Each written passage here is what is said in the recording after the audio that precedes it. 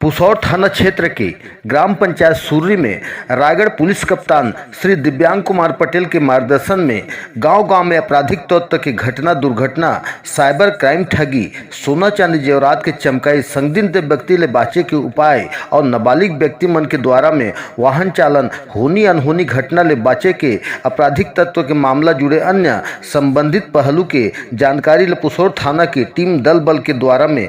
सुर्री के बीच बस्ती में चलित थाना के आयोजन कर दिन है, जहां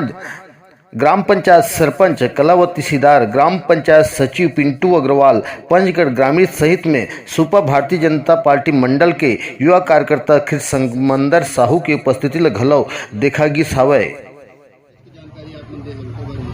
मैं थाना पुसौर से सहायक उप निरीक्षक यूएस बिस्वाल आज हम यहाँ ग्राम सुर्री में श्रीमान पुलिस अधीक्षक महोदय के आदेश अनुसार चलित थाना हमर गांव हमर पुलिस के यहाँ प्रोग्राम रखे हैं हमन और आम जनता ला जो ऑनलाइन ठगी के शिकार होते हैं और सोना चांदी वगैरह जो सफाई के नाम से फर्जी आदमी घूमत हैं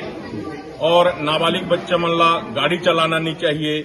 और बहुत सा जानकारी जो सावधानी बरतना है गांव में, ये सब के जानकारी देहबर आज ग्राम सुर्री में हमन पुसौर थाना की ओर से ये चलित थाना के आयोजन रखे।